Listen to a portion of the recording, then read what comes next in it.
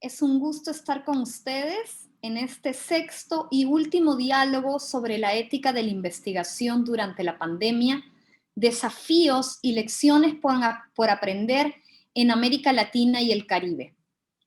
En esta sexta sesión, el tema a discutir es qué hemos aprendido hasta ahora. Antes de continuar, quiero asegurarme que los colegas que quieren escuchar la sesión en inglés tienen la información que está en el chat para poder tener la traducción. Voy a decir esto en inglés. Please, those of you who want to listen to the dialogue in English, go click on the bottom right tab when it says interpretation and make sure you're clicked on English and mute original audio. Ahora bien, continuamos entonces. En esta, como decía, este es nuestro último diálogo y quiero iniciar dando las gracias a todos aquellos que han hecho este esfuerzo de la OPS posible. No he mencionado en diálogos anteriores que el financiamiento del gobierno alemán es lo que ha hecho esta serie de diálogos posible y creo que tampoco he mencionado que el financiamiento del Wellcome Trust ha permitido el desarrollo de los documentos de orientación ética para la COVID de la OPS. Este es un esfuerzo que busca alentar la cooperación regional, es decir, asegurar que los aprendizajes de unos beneficien a otros que pueden estar aún a tiempo de implementar o de ajustar algunas medidas de respuesta a la COVID-19 y además que aprendamos todos juntos qué funcionó o qué funcionó mejor y qué podríamos o deberíamos hacer de manera distinta. Gracias por estar con nosotros en este último diálogo. Si no lo hubieran hecho ya, les agradecemos que se suscriban a la lista Investigación Ética de la OPS. Voy a poner el enlace en breve en el chat, por donde compartiremos las grabaciones de esta sesión y las sesiones previas, así como otros recursos relevantes a la ética de la investigación, en particular en el contexto de COVID, pero más allá de ello también. Gracias nuevamente a los traductores que hacen posible que integremos en este diálogo a el Caribe inglés y a Latinoamérica, y a todo el equipo de apoyo que a lo largo de estas sesiones ha hecho este esfuerzo posible. A Silvina Costa, a Marci Nil, a Néstor Blanco y a Ada Serrano y todos los demás colegas de informática y comunicaciones de la OPS. Para este último diálogo, pensamos a iniciar la reflexión con algo de lo que ya vemos que hemos aprendido en nuestras conversaciones previas. Hemos identificado algunas fortalezas de nuestra región en la respuesta a la COVID-19. Hemos notado que ha habido una rápida respuesta de las autoridades sanitarias, que en la mayoría de los países y al interior de la mayoría de jurisdicciones y también al nivel de los comités de ética de la investigación, se establecieron con bastante rapidez estrategias específicas para acelerar, para hacer de una manera rápida las revisiones éticas de la investigación relacionada a la pandemia. Hemos visto como parte de nuestras fortalezas regionales que ha habido un gran compromiso con la catalización de la investigación ética y el impulso a la salud pública por parte de los miembros de los comités de ética de toda la región. Han sido los motores de este esfuerzo de trabajar de manera acelerada, pero manteniendo el rigor en la revisión ética e incluso con las dificultades de la pandemia. Han demostrado una gran capacidad de adaptarse a los desafíos que nos impuso la COVID-19, de ajustar sus procesos y en general una gran resiliencia. Y creo que los felicitamos encarecidamente por este logro, que sabemos que no es un logro de un momento, sino que es una fortaleza en la que venimos trabajando por un periodo largo de tiempo. Vemos además que nuestra región ha desarrollado una gran cantidad de investigaciones de la sobre COVID-19. Hemos visto que hay un gran número de iniciativas locales, de iniciativas académicas, y que no son solamente de la industria, y que un gran porcentaje de las investigaciones desarrolladas en nuestra región han sido financiadas localmente. Y pronto estará disponible la publicación con el análisis de los ensayos clínicos en América Latina y el Caribe, al que nos hemos referido en oportunidades anteriores. Una última fortaleza que queremos resaltar es la solidaridad que ha habido entre los distintos actores de la ética de la investigación que hacen parte de un sistema de ética de la investigación. Esta solidaridad se ha visto reflejada en la gran colaboración y la estrecha comunicación entre investigadores, comités de ética y autoridades sanitarias. Y hemos visto que se han establecido nuevos mecanismos de comunicación fluida y constante entre estos actores que sabemos que por lo general no se comunicaban antes. Hemos visto también que hay algunas debilidades en nuestra región. Hemos visto que si bien dimos un gran paso inicialmente, no necesariamente pensamos en la sostenibilidad de estas estrategias y que ahora estamos viendo que las cosas son difíciles porque la pandemia se sigue prolongando. Vemos que los comités están en su gran mayoría desbordados de trabajo y que no siempre tienen los recursos materiales y humanos para seguir manteniendo el ritmo al que nos ha impuesto la pandemia. Estamos agotados y tenemos que resolver, y las investigaciones continúan y seguirán continuando en la pandemia. Hemos visto también como una debilidad la falta de coordinación entre los esfuerzos de investigación, no solamente porque hemos visto que muchas veces se duplican esfuerzos de investigación al interior de una misma jurisdicción y al interior de una misma institución incluso, pero también hemos visto que no siempre hay suficiente coordinación entre los esfuerzos de la investigación y las autoridades que toman decisiones y que no siempre los resultados de la investigación están siendo utilizados para la toma de decisiones. Entonces nos falta una definición clara de una política de investigación o de una priorización de las investigaciones y de una coordinación de los esfuerzos de investigación al interior de ellos mismos y con las autoridades que toman decisión en la pandemia. Finalmente, vemos que tenemos una debilidad también para realizar una supervisión oportuna de las investigaciones en marcha, pues como se trata de una pandemia, no solamente es nuestro país, nuestra institución que está haciendo investigación sobre la COVID-19, sino que es el mundo entero, y eso hace que la supervisión de las investigaciones en curso sea muy difícil, porque lo que se aprobó el día de hoy o el día de ayer puede no ser éticamente aceptable en una semana. Y en vista de ello es que desde OPS produjimos una orientación específicamente para este tema. En general, resumiendo todo esto, creo que hemos aprendido que desde la ética de la investigación y desde nuestros distintos roles en el Sistema Nacional de Ética de la Investigación, que podemos trabajar de una manera distinta y que podemos trabajar de una mejor manera. Creo que el cambio forzado por la pandemia nos dio la oportunidad de innovar de una manera que debe permear más allá de las situaciones de emergencia.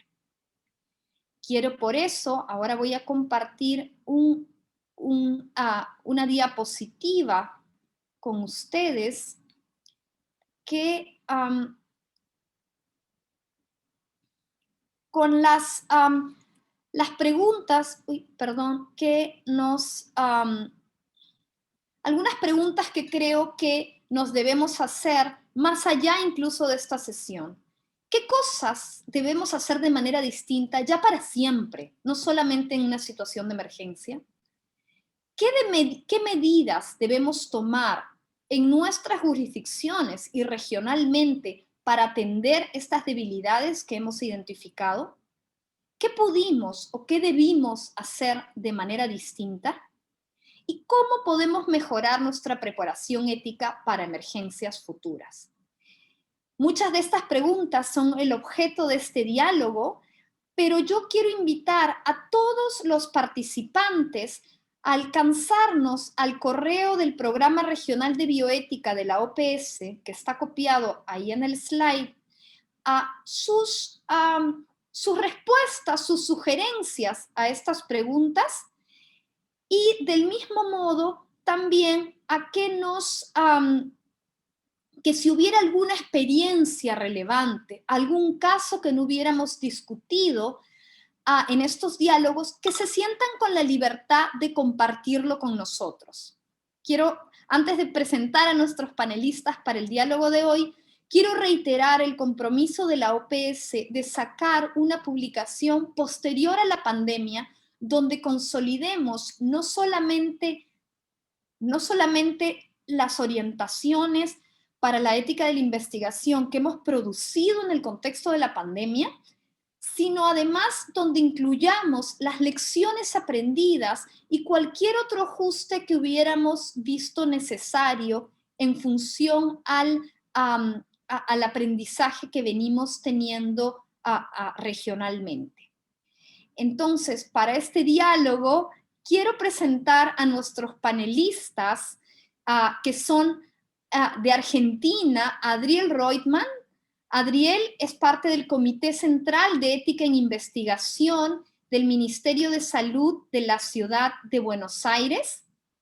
También nos acompaña como panelista en esta sesión Sandra Tapia, que preside el Comité Ético Científico ad hoc para investigación científica relativa a vacunas de COVID-19. Nos acompaña también a Juan Villacorta, del Comité Transitorio de Ética en Investigación para Emergencia de COVID-19. Y nos acompaña del Caribe inglés, no mencioné que Juan nos acompaña de Perú y Sandra de Chile, perdón. Y nos acompaña Cheryl Cox McPherson, que está basada en Granada, pero que lidera el programa CREI de entrenamiento en ética de la investigación para el Caribe, y que es miembro de la Asociación de Bioética para el Caribe de habla inglesa. Muchísimas gracias a todos. Los invito a prender sus cámaras. Nuevamente, para la moderación nos acompaña Ana Palmero y Sara Carracedo. Ana y Sara, a quien ustedes ya conocen, son consultoras del Programa Regional de Bioética de la OPS. Ana trabaja también en la Dirección de Investigación del Ministerio de Salud de Nación de Argentina y va a tener a su cargo la moderación general de la sesión. Y Sara Carracedo, que trabaja también en el Instituto Nacional de Salud de Perú, va a hacerse cargo de la moderación de la sección de preguntas. Antes de darle la palabra a Ana y agradecerle nuevamente a nuestros panelistas, quiero pedirles que por favor sus preguntas las incluyan en la parte que dice preguntas y respuestas, Q&A, y los comentarios generales o los enlaces que quisieran compartir los compartan por medio del chat. Yo tan pronto le ceda la palabra a Ana, voy a incluir nuevamente el email del Programa Regional de Bioética, la referencia a las publicaciones relevantes y el enlace para que se suscriban a la lista Investigación Ética. Muchísimas gracias.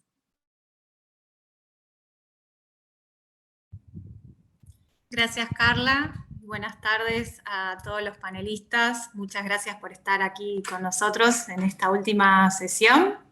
Y bueno, como venía presentando Carla, en todas estas sesiones hemos podido identificar aquellas debilidades y también fortalezas que encontramos en todas estas estrategias que tuvimos que adaptar rápidamente, ¿no? En este contexto tan novedoso y de tanta incertidumbre como lo es la pandemia de COVID-19.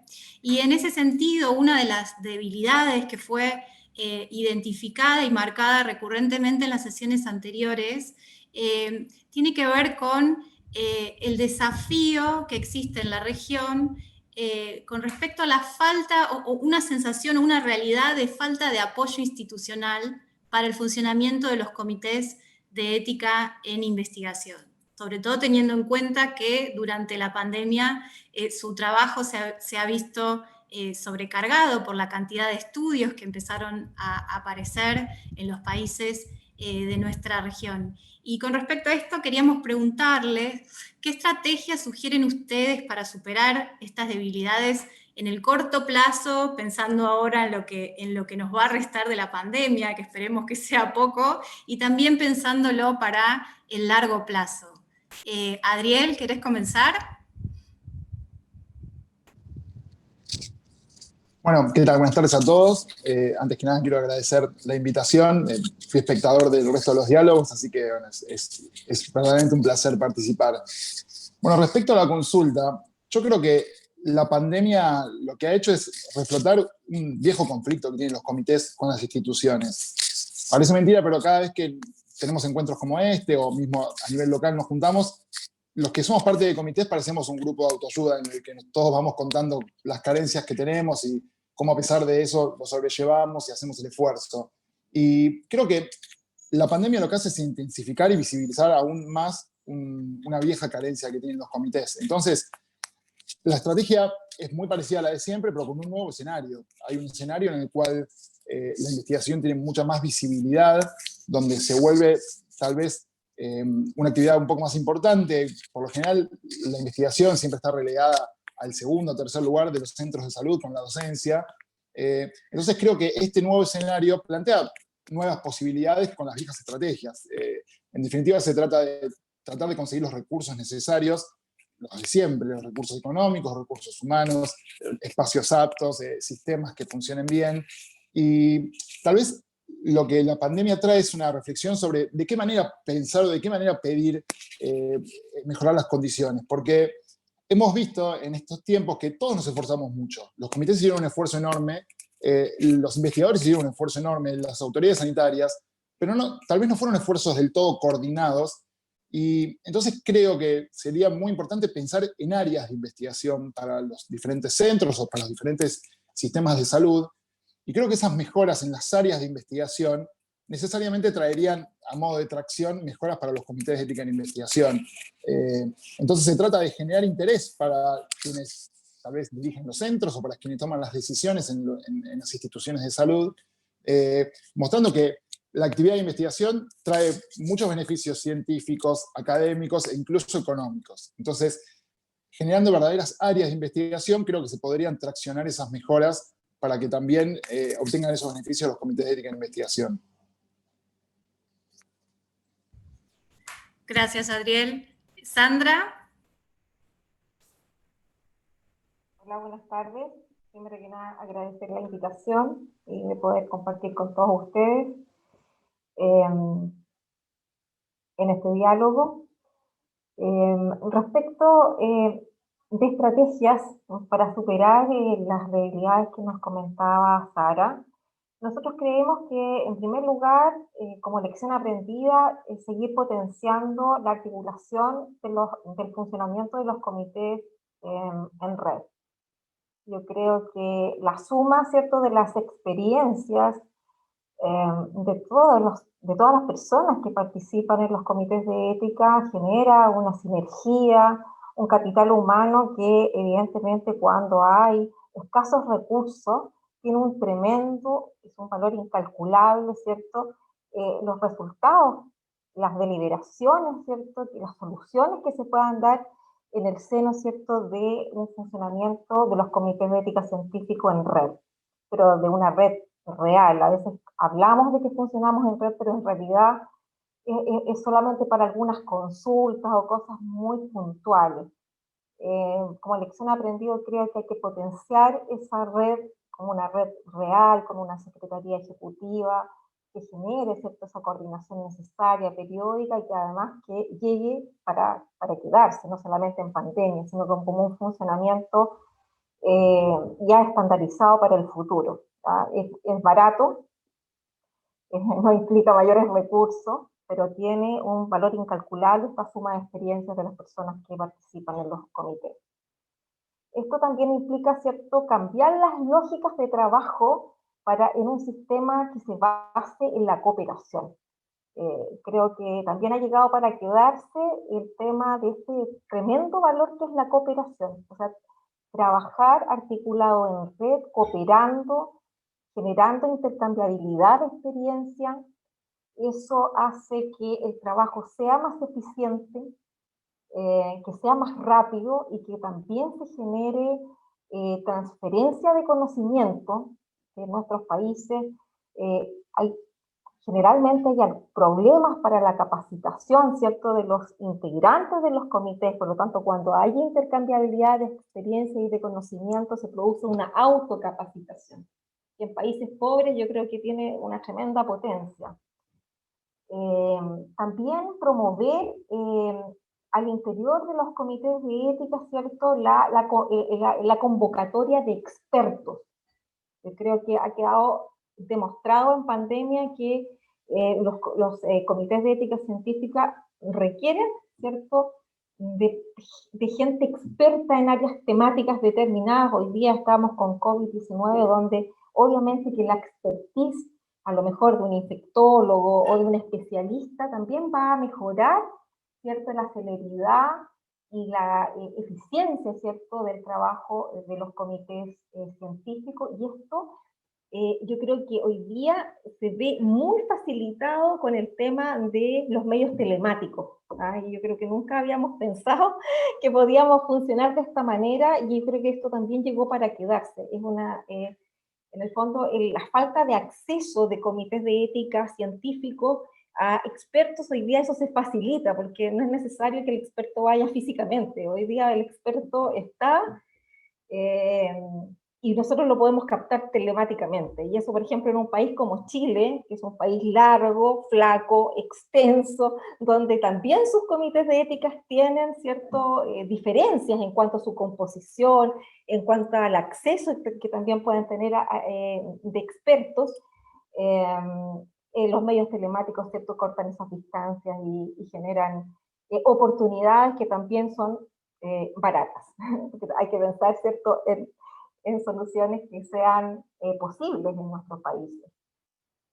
También creemos que la generación desde el nivel central de recomendaciones, directrices, estándares de revisión ético-científica es muy importante, y eso se debe seguir potenciando, no solamente en pandemia. O sea, en pandemia quedó en evidencia de que todas estas recomendaciones, por ejemplo, en el caso de Chile, que se generaron a través de la Comisión Ministerial de Ética de la Investigación, fueron tremendamente relevantes, ¿cierto?, a falta de una normativa en nuestro país que pudiera, en el fondo, haber previsto, ¿cierto?, en cómo se iba a comportar la investigación y la revisión ético-científica en un momento de emergencia sanitaria.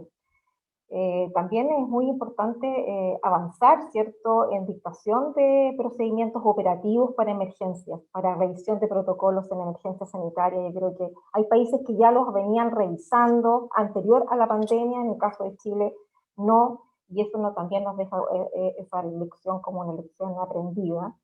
Y también creemos que es muy importante el tema de poder tener procedimientos operativos y modificaciones normativas y reglamentarias para poder formalizar el funcionamiento online.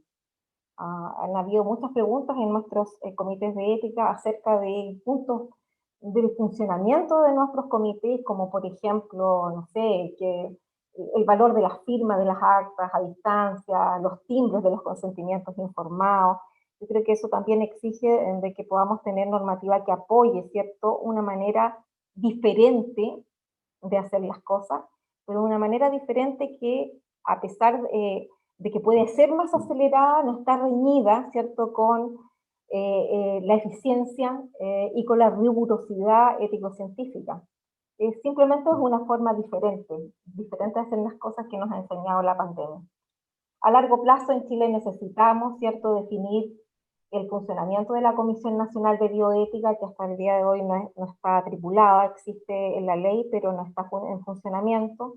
También yo creo que tenemos que reflexionar sobre la creación de un Comité Nacional Ético-Científico, que pueda ver, pueda revisar protocolos de investigación más relevantes para la ciudadanía con un alto impacto social, como por ejemplo podría ser los temas de vacunas, los temas de investigación en COVID-19, en reproducción humana, etc.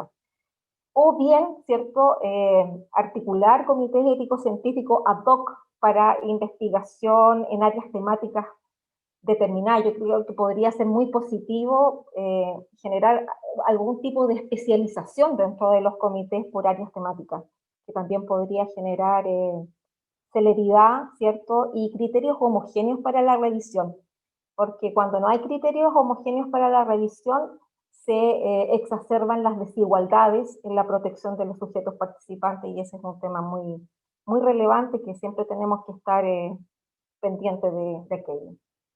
En general, eso sería. Muchas gracias, Sandra, muy interesante.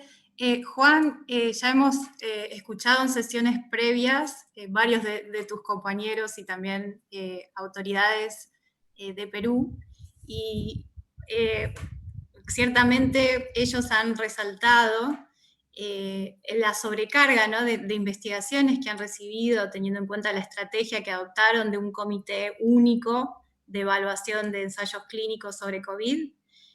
¿Cómo crees o qué estrategias crees posible para el corto plazo, para ese comité, y también para el largo plazo? ¿Qué soluciones o estrategias crees que serían las necesarias a tomar? Buenos días con todos. Muchas gracias por la invitación a participar en este diálogo.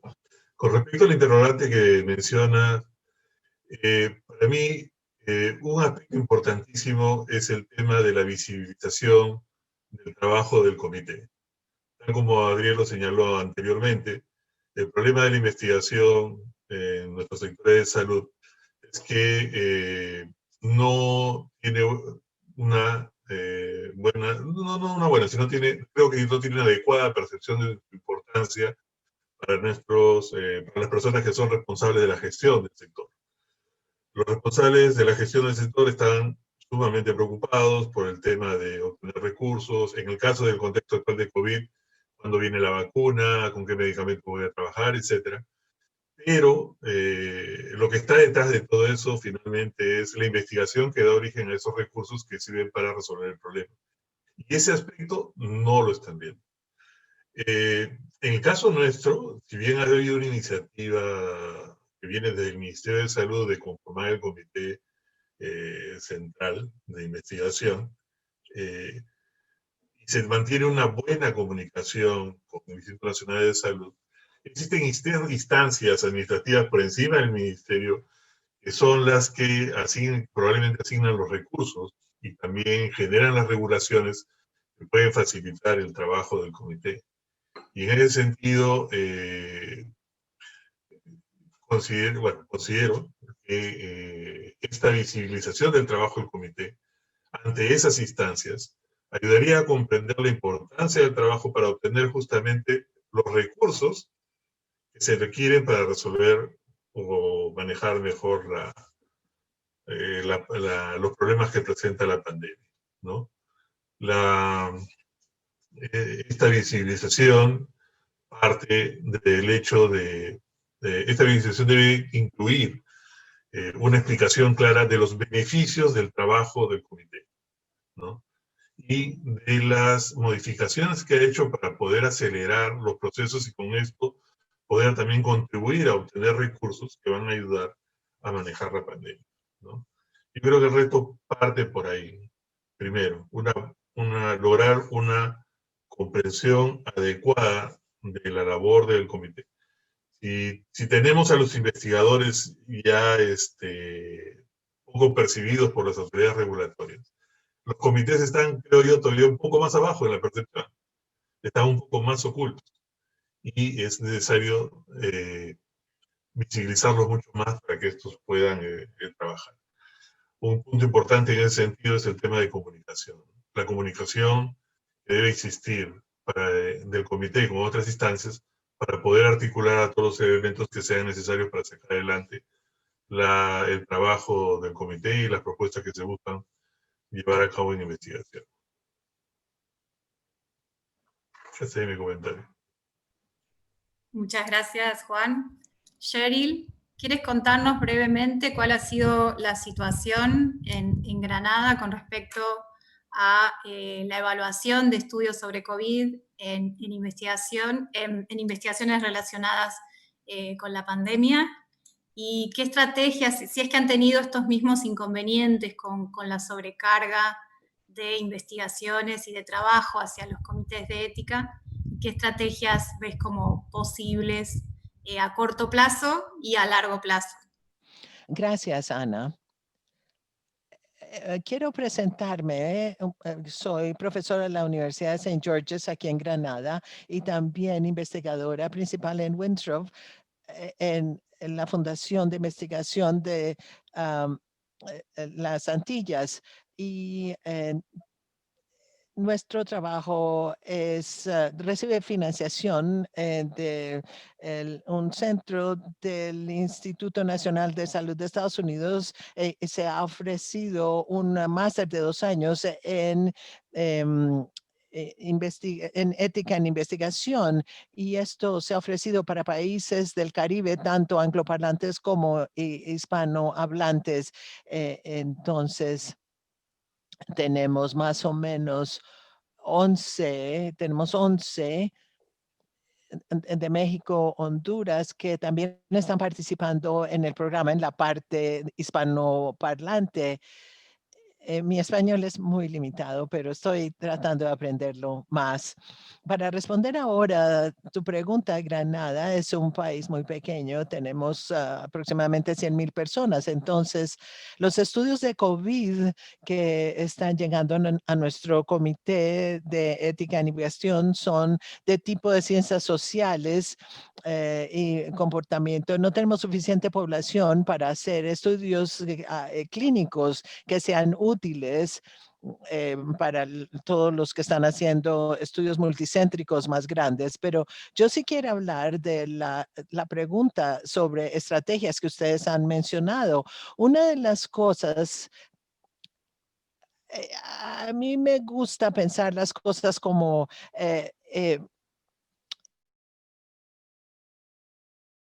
problema para nosotros, incluso aquí en Granada, donde tenemos un número limitado de personas que tienen tiempo o energía o motivación para hacer trabajo de comité de ética en investigación.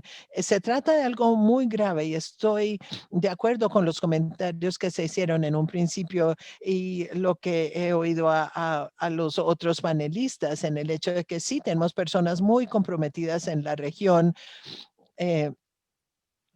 Entonces, mi opinión es que con frecuencia olvidamos que los actores en la empresa de las investigaciones van mucho más allá del trabajo de los investigadores propiamente dicho, o de los investigadores propiamente dichas. Tenemos las instituciones, los que hacen las políticas, los que toman las decisiones, los administradores a todos los niveles de una administración, las autoridades sanitarias, todos estos actores Y esto está de acuerdo con lo que dijo Juan, me parece a mí. De alguna manera tenemos que trabajar para que se reconozca, se visibilice el valor de lo que la ética en investigación aporta a sus países, a sus sistemas de salud, a sus pueblos, a sus instituciones. Y una vez que esto se logre y se visibilice, entonces va a haber un efecto mayor, no solamente desde el punto de vista financiero, sino que las instituciones académicas en el Caribe angloparlante y también en Norteamérica se habla acerca de la equivalencia a tiempo completo. No sé si ustedes tienen algo similar en sus instituciones, esta equivalencia de tiempo completo. O sea, nuestros miembros del Comité de Ética en Investigación son empleados de las universidades y no reciben prácticamente reconocimiento oficial por su trabajo. Y si les fuéramos a dar, digamos, un 5% o cualquiera que fuera el porcentaje, en realidad no importa, pero si reconociéramos oficialmente esto como trabajo esencial, esto me parece que ayudaría muchísimo en términos de nuestros recursos, porque todos han hablado en el pasado acerca de que estamos agotados, exhaustos, falta de energía, y esto ha sido un reto verdadero, buscar el tiempo cuando no hay mucho tiempo.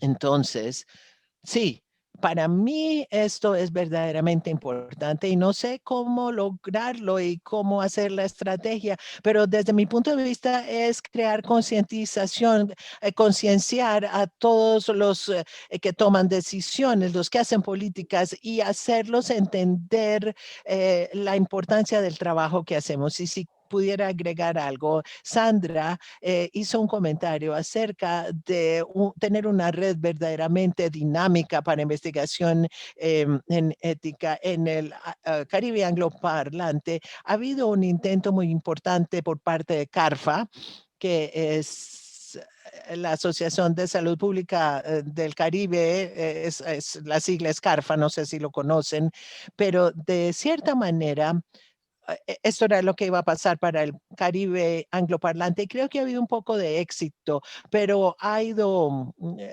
reduciéndose o limitándose. No estoy muy segura de exactamente qué es lo que está ocurriendo porque yo no hice parte directa de esto, pero en este momento no hay mucha actividad ni presencia en este momento.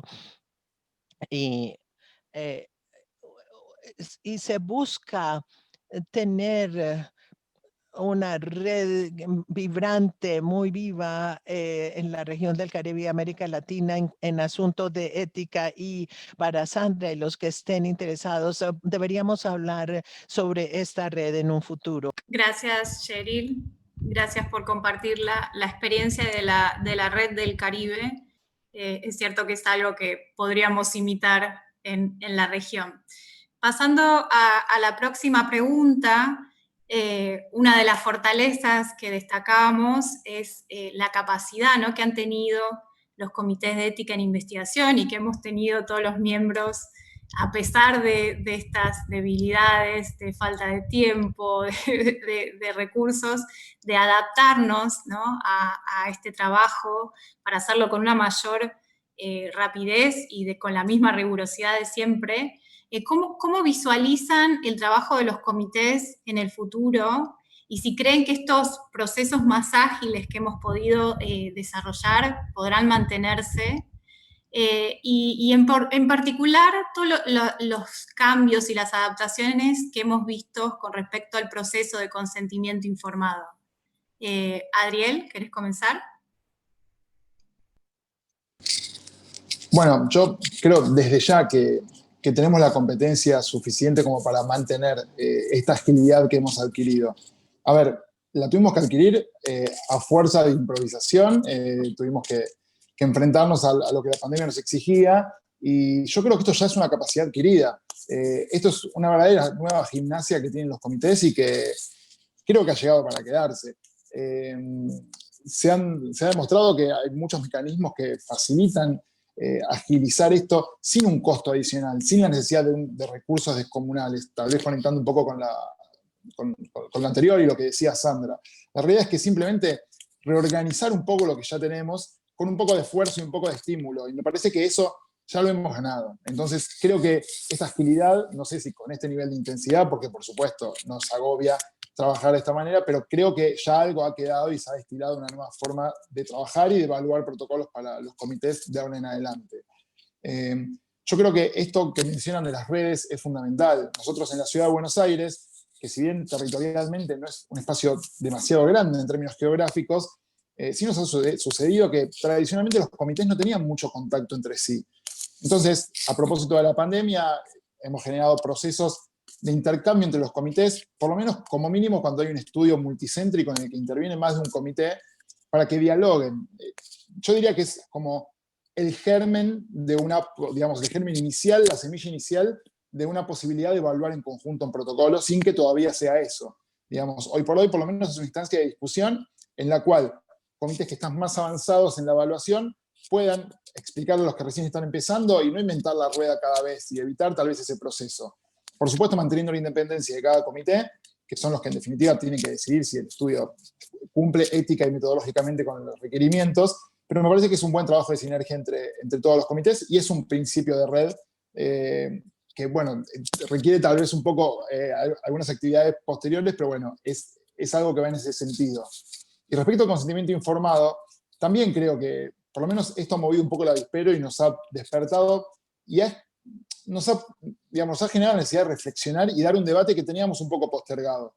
Fundamentalmente hay dos puntos del consentimiento informado que siempre ha quedado ahí como boyando en el aire, que es el consentimiento por representación para casos de investigación en salud, que culturalmente acá está como muy vedado, incluso no solo por todos los actores que intervienen, sino incluso por las autoridades sanitarias, por las autoridades regulatorias. Han sido muy restrictivos, casi al límite de prohibitivos, de siquiera ponerse a pensar si es viable o no el consentimiento por representación, por supuesto para los casos en que la persona esté absolutamente imposibilitada de tomar la decisión por sí. Y por otro lado también, esto nos hace reflexionar sobre la forma de instrumentar el proceso de consentimiento informado, que hoy lo decimos tal vez alternativa como un subterfugio, pero en realidad es parte del proceso, es pensar de otra manera el proceso, sin que sea una alternativa al proceso. Entonces, creo que se despiertan, yo no sé si, digamos, no tengo una posición tomada del todo sobre si hay que aceptar o no el consentimiento por representación, o si hay que permitir que se instrumente de manera a distancia, vía online, con herramientas informáticas, pero sí creo que hay que darse el debate, hay que empezar a discutirlo y creo que es un momento oportuno para eso.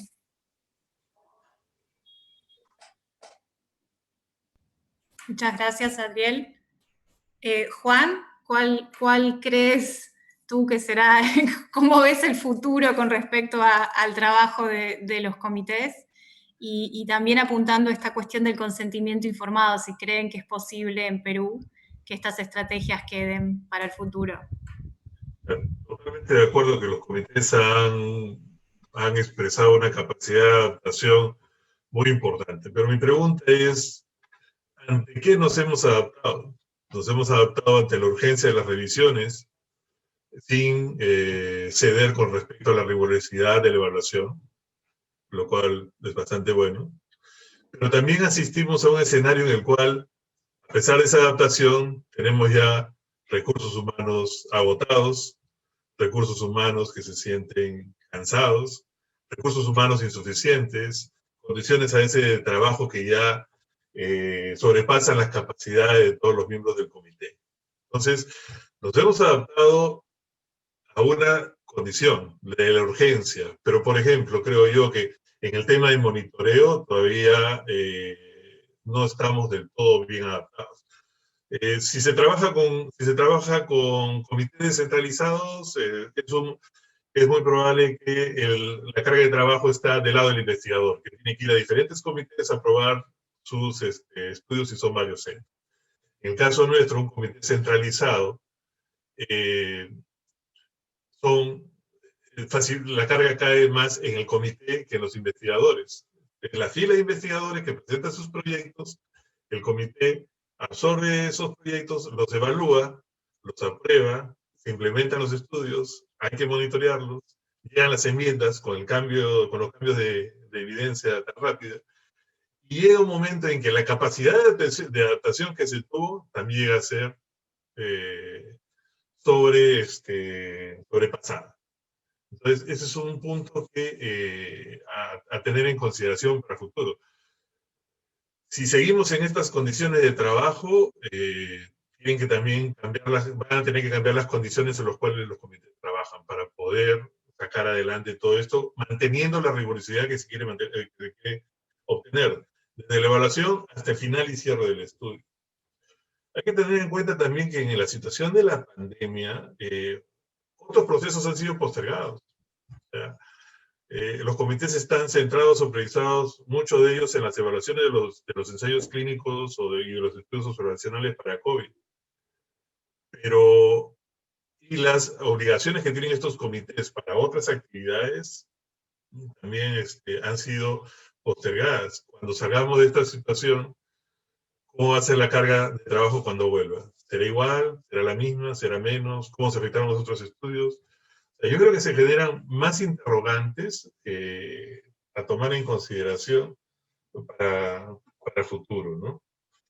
Aparte, con respecto al consentimiento, con respecto a los nuevos procedimientos que se han implementado, yo creo que es necesario evaluarlos, ver cuál es el impacto que tienen, ¿no? El haber ganado velocidad en la evaluación, sí, es evidente que también se gana velocidad en la implementación de los estudios.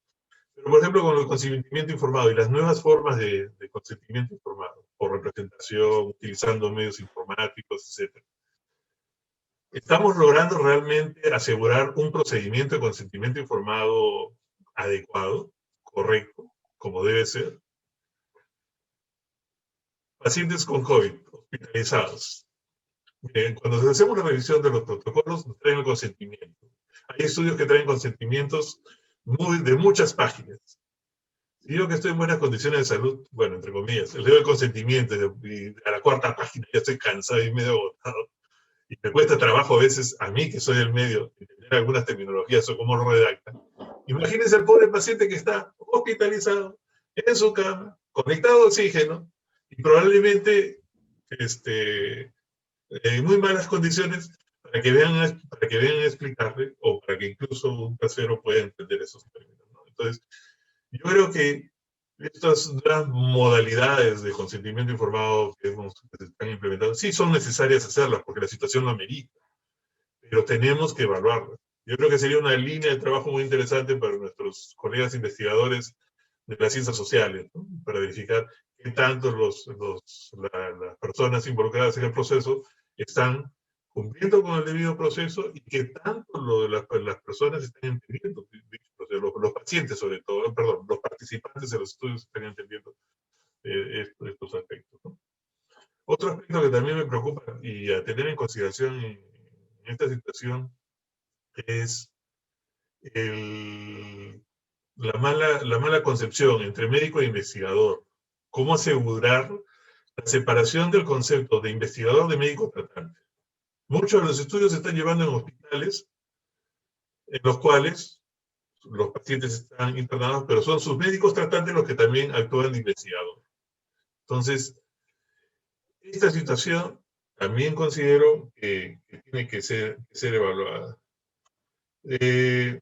Sí, ¿cómo se llama? Esta capacidad de adaptación que hemos tenido es muy buena, es cierto. Esta capacidad de adaptación nos ayuda a reflexionar en muchas cosas o ver cosas nuevas, es cierto. Tenemos capacidad de respuesta, la tenemos, pero tenemos también un límite. Tenemos una capacidad de adaptación hasta cierto punto.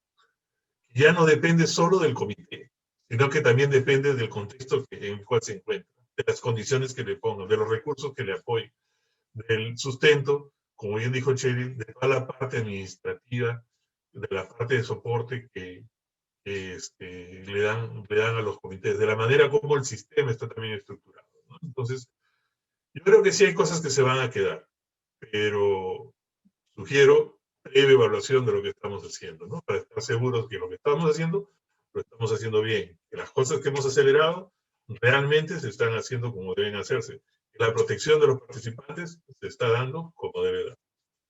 Ahí me comentario. Gracias, Juan. Coincido contigo en que hemos estado trabajando todo este tiempo en un estado de emergencia, ¿no? Como que no es lo normal y no creo que sea lo óptimo para seguir en esta situación hacia futuro. Así que sí, coincido en que precisamos pensarlo en conjunto también con los demás actores. Cheryl, quería preguntarte si en Granada han adoptado procedimientos de evaluación acelerados o han adaptado alguno de los sistemas para realizar los procesos de consentimiento informado, y si crees que estos podrían llegar a quedar para el futuro.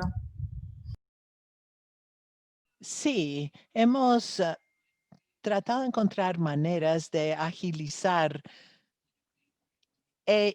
o encontrar maneras de innovar para agilizar. Teníamos antes maneras de agilizar, pero de todas maneras eran lentas. Estamos revisando y hay algunas cosas que necesitan una revisión completa, pero estamos haciendo gran parte del trabajo electrónicamente. Somos más comunicativos en cuanto a nuestro comité de ética en investigación. Tenemos algunos cambios, sí, y creo que son cambios que van a persistir más allá de la pandemia porque mejoran la eficiencia y la capacidad de hacer nuestro trabajo.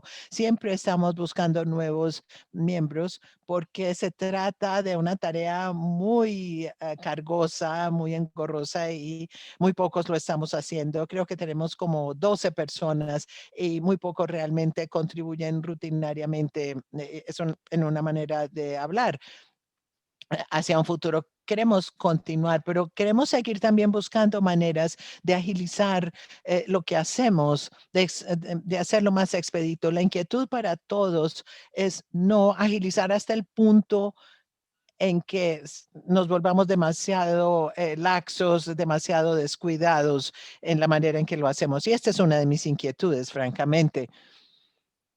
Con respecto al consentimiento, estoy totalmente de acuerdo en que aún sin el COVID, el proceso de consentimiento es un reto para todos, para cualquier situación. La distinción entre el médico que trata y el investigador, cuando son la misma persona o cuando no lo son, lo estamos viendo específicamente con respecto a COVID, con respecto a las vacunas o nuevas medicinas. Esto es realmente un fenómeno interesante a nivel mundial. Es todo un gran experimento y por eso se habla de las autorizaciones de emergencia, que todo es nivel de investigación. Entonces, francamente, tenemos que trabajar mucho en los consentimientos, no solo a nivel mundial, sino pandemia de COVID ahora, pero para pandemias en general y en términos generales que los consentimientos sean más fáciles de usar. Y uno de los retos aquí, una de las dificultades es que muchos de los estudios son financiados por intereses comerciales o institucionales y ellos solo quieren tener un documento legal, jurídico, y esta es una inquietud. Se requiere un cierto tipo de pericia de conocimiento para reducir lo que está en estos términos jurídicos y ponerlo en términos que una persona lega pueda entender. Entonces, ¿por qué contratar a una persona a nivel de PhD si podemos contratar a alguien que tenga simplemente un título universitario básico? Pero todas estas son unas consideraciones muy importantes que hay que tener en cuenta. Gracias. Gracias, Cheryl. Sandra, sabemos que, como habéis comentado, que en Chile no han sacado normativa, pero sí conocemos que los comités han adoptado procedimientos acelerados de revisión. ¿Y crees que esto podría hacerse para todos los comités del país, que pueden llegar a tener alguna normativa para esta situación de pandemia y también para otras situaciones, ¿no?, de emergencias sanitarias? ¿Crees que estos procesos podrían quedar? Sí, yo creo que, bueno, en Chile hay muchos más celulares que personas, por una parte. el acceso a Internet también es una situación que se ha ido masificando, y por eso que he puesto harto hincapié en el tema de las tecnologías de la información. Yo creo que el funcionamiento telemático es un tema que hay que potenciar, y hay que facilitar, es una nueva forma, creo, de poder hacer una revisión bastante más acelerada. Yo firmemente creo que las tecnologías de la información generan un funcionamiento más ordenado de la documentación que se recibe a través de carpetas, de las mismas herramientas, ¿cierto?, informáticas que nosotros ocupamos diariamente, pero ahora aplicadas, ¿cierto?, a los comités. Entonces tengo la sensación de que es una herramienta de bajo impacto económico, pero que puede llegar a ser un apoyo muy importante en la aceleración de la revisión, y que esa aceleración no vaya de la mano, no sea antónimo, ¿cierto?, de lo que es la rigurosidad en la revisión. Tiene que utilizar esta nueva herramienta, ¿cierto?, para acelerar la revisión y también mejorar la revisión, mejorarla en términos de calidad, ya, justamente por lo que decía antes, porque te podemos tener acceso incluso a poder tener un invitado, un experto, poder articularse en red con los demás comités a nivel nacional, y eso también va a generar externalidades en la calidad de la revisión, porque hasta antes de la pandemia cada comité revisaba sus protocolos en forma autónoma y muy demasiado tal vez independiente, y eso en el fondo a veces es como la administración de la pobreza, ¿cierto?, cuando hay recursos escasos. Y lo otro que considero, Ana, muy relevante, eh, eh, que yo creo que hay que aprovechar esa oportunidad, es el empoderamiento de los comités de ética científicos. Yo creo que los comités éticos científicos son organizaciones de protección de los derechos humanos. Y como tal, ¿cierto? Creo que en nuestros países nuestros comités deben empoderarse de un rol que es demasiado importante, de un interés social que es demasiado importante. Hoy día yo creo que hemos visto de que la investigación en el fondo puede salvar vidas. La investigación en salud hoy día es la fórmula, ¿cierto?, para salvar vidas. Pero esa investigación requiere, ¿cierto?, de un análisis ético-científico, y requiere de generar los mayores resguardos y cautelar, ¿cierto?, los derechos de las personas participantes. Y eso yo creo que es muy importante que nuestros estados recojan, ¿cierto?, esa importancia que tienen estas organizaciones que de repente a lo mejor antes aparecían un poco ocultas, o a lo mejor organizaciones un poco sofisticadas o de élite, y que no eran muy conocidas por la ciudadanía.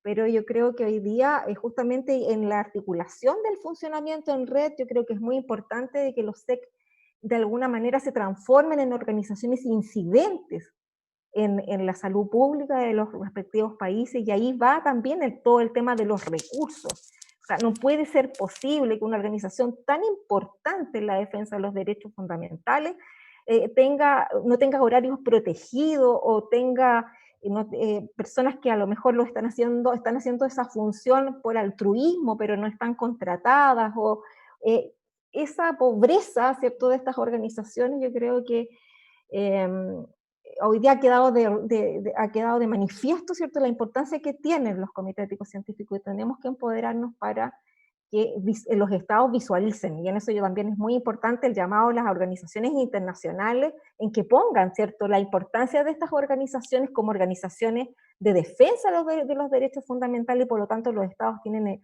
la obligación, ¿cierto?, de generar acciones para empoderar y para potenciar, ¿cierto?, a estos comités éticos científicos.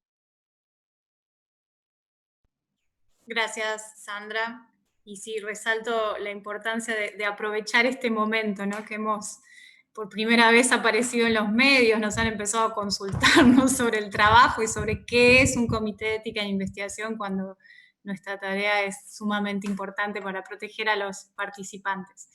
Bueno, pasando a la próxima pregunta, esta está relacionada con los cambios no tan rápidos que hemos tenido en la evidencia científica sobre COVID-19, y se ha resaltado la importancia de realizar supervisiones a los estudios que están en marcha para garantizar que sigan siendo éticos durante su transcurso.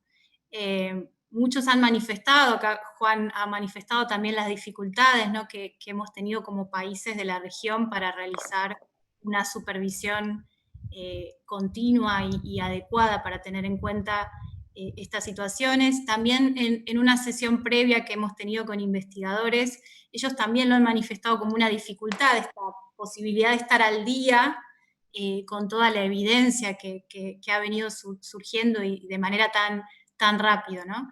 Y en este sentido, ¿qué mecanismos sugieren ustedes para poder coordinar esta situación? Porque creemos que para poder hacer una supervisión correcta, no solamente está la responsabilidad del comité, sino que también está la obligación principal del investigador en realizar, ¿no?, este seguimiento de evidencia. ¿Qué mecanismos creen o sugieren como posibles para poder encauzar estos esfuerzos de ambas partes, y si creen que las autoridades sanitarias debieran cumplir un rol en esta supervisión? Juan, ¿quieres comenzar? Que ya habías hablado un poco de la supervisión. Bueno,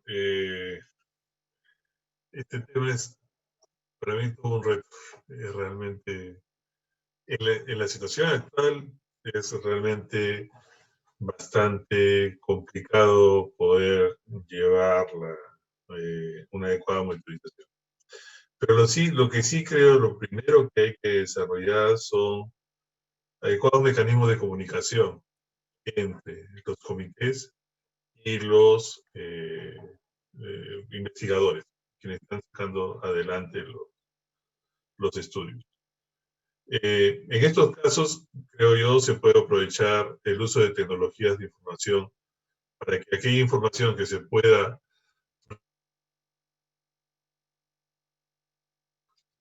recabar o se le pueda hacer seguimiento a distancia, se puedan utilizar, ¿no? Tal como verificación de alguna documentación, pero sí también es necesario hacer una verificación presencial. Y en ese sentido, el órgano regulador o el Ministerio de Salud creo que podría apoyar, ¿no? Dado que ya existen, dado que se cuenta con criterios bastante estandarizados de cómo debe ser una revisión para monitoreo de una investigación, equipos de gente del ministerio podría llevarlo a cabo bajo la dirección o supervisión del comité de ética, ¿no? Creo que ese es un mecanismo.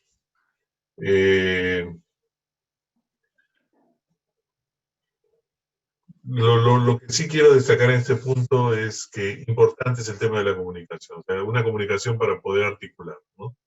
Sin este tipo de comunicación es poco lo que se pueda avanzar. Bueno, hasta ahí mi comentario. Adriel, ¿quieres agregar algo con respecto a qué sugerencia tienes con respecto a la supervisión y de qué manera articular entre los distintos responsables, ¿no? Tanto comités como investigadores, como autoridades sanitarias? Sí, bueno, en realidad se hablan como dos caminos, ¿no? Una cosa tiene que ver con la supervisión de las investigaciones en curso que se están haciendo en los diferentes centros, en los diferentes estados, en los cuales, bueno, los mecanismos presenciales inexorablemente han variado a mecanismos de supervisión a distancia. Nosotros, por ejemplo, en la ciudad de Buenos Aires, tenemos un comité central que no evalúa protocolos, sino que lo que hace es evaluar el desempeño de los comités, y los comités hacen la supervisión de los estudios. Pero a partir de la informatización de algunos procesos, nosotros desarrollamos un registro informático de investigaciones en salud, entonces podemos hacer un seguimiento más cercano y ver por lo menos qué es lo que se está probando, y tenemos alguna información más en tiempo real. Y entiendo que la informatización de los procesos ayudaría muchísimo a que los comités puedan hacer una supervisión que no requiera tanta presencialidad y que la haga más posible.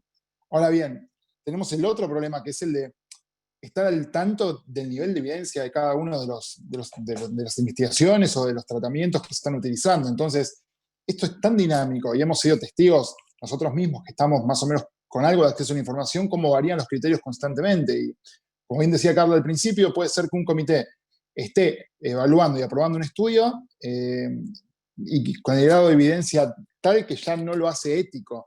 Pero la realidad es que es muy difícil mantenerse informado tan en tiempo real de cómo va variando el nivel de evidencia. Entonces, yo creo que tendríamos que pensar una forma de generar conocimiento a nivel de repositorios, del estilo wiki, como funciona ahora como Wikipedia, pero con un control, con alguien que fiscalice, con alguien que ordene esa información. Un poco entiendo que el crecimiento exponencial de los preprint ayuda un poco a eso, aunque los preprint por lo general no tienen el nivel de exactitud de una publicación y sabemos que contienen muchas inexactitudes, pero la realidad es que tenemos que buscar una forma en que todos podamos compartir información. Por supuesto que con recursos económicos, un centro privado, una institución privada puede contratar a una persona que tenga acceso a las publicaciones y vaya haciendo un relevamiento todos los días o todas las semanas diciendo, bueno, hidroxicloroquina ya se determinó que no, plasma se determinó que no. Pero la realidad es que no todos tienen los medios, ni siquiera el recurso humano adecuado o el acceso a publicaciones para poder hacer ese trabajo de actualización semanal. Entonces creo que de verdad hay que hacer una especie de repositorio y buscar una manera en que los esfuerzos solidarios y mancomunados de todos los que tienen acceso a esa información puedan compartirla en tiempo real, de manera actualizada, para que todos podamos conocer el nivel y el grado de evidencia de cada uno de los tratamientos que se están probando. Gracias, Adriel. Es una buena idea esa, de un repositorio general, sí, se podría pensar hasta a nivel mundial, ¿no? Pensarlo no solamente en la región. Cheryl, ¿cuál ha sido la situación en el Caribe con respecto a las supervisiones de las investigaciones, teniendo en cuenta este cambio tan rápido de evidencia? ¿Y qué mecanismos sugieres como para poder realmente llevarlo a cabo durante una pandemia? Sí, no puedo decir mucho acerca de esto por mi experiencia directa. En Granada, nuestra experiencia antes de la pandemia estaba muy limitada. Era difícil conseguir que los investigadores presentaran un breve informe anual. Esto es lo que se requiere de ellos. En el pasado ha sido muy difícil conseguir el cumplimiento. Estoy de acuerdo con las sugerencias de que necesitamos una autoridad superior o una autoridad a que el Comité de Ética de Investigación puede obligarles a cumplir con esto. Simplemente podríamos decir esto a la institución. Así que sí estoy de acuerdo con las sugerencias de Juan y Adriel acerca de esas estrategias. Gracias, Cheryl. Sandra, ¿quieres agregar? Bueno, yo creo que hay que generar estrategias para, de alguna manera, existan facilidades para descentralizar en algunos casos el monitoreo. Eso por una parte, me explico. En Chile, un comité de ética científico que aprueba un protocolo, ¿cierto?, tiene la obligación de seguirlo o monitorearlo, como se llama, ¿verdad? Pero si existe un protocolo de investigación que es aprobado por un determinado SEC, que queda en una región, por ejemplo, distinta del lugar en que se va a ejecutar el protocolo, ahí se generan dificultades logísticas importantes, ¿cierto?, para generar ese monitoreo, esa fiscalización o auditoría, porque también eso conlleva recursos.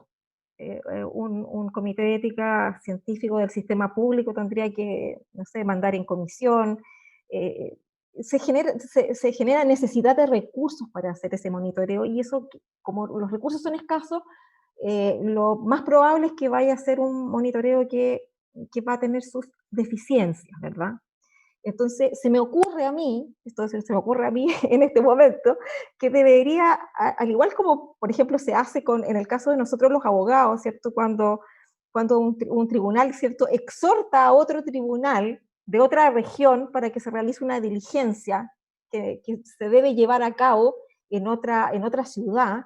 De la misma manera, pienso que podría, de alguna manera, existir la facilidad de que siempre sea el comité local, ¿cierto?, el que realice ese monitoreo. Sin perjuicio de que la aprobación se haya generado en un comité distinto. Legalmente en Chile no hay una restricción respecto de que, o sea, basta con la aprobación de un comité de ética para que esa aprobación ético-científica se considere suficiente. Entonces, por lo tanto, se puede dar que sea un comité de una ciudad muy lejana a donde se debe monitorear, se puede dar que eso ocurra. Entonces, en ese sentido, yo creo que habría que establecer una facilidad, hay que hacer un cambio normativo en que el monitoreo siempre sea in situ, le corresponda al SEC que esté más cerca de la localidad, o sea, lo más cerca al sitio de la ejecución del protocolo. Eso por una parte. También me parece que el rol de las autoridades sanitarias es muy importante. Creo que tal vez es ser muy ambicioso que los comités de éticos científicos van a tener la capacidad de desplegarse y realizar estos monitoreos en la forma en que realmente debiera realizarse, porque este monitoreo ético-científico es muy importante, ¿cierto?, para las implicancias que tiene para los sujetos participantes, el que el protocolo realmente se esté ejecutando de la manera en que fue autorizado, y que el consentimiento informado se esté realizando efectivamente de la manera en que se recomendó por el determinado.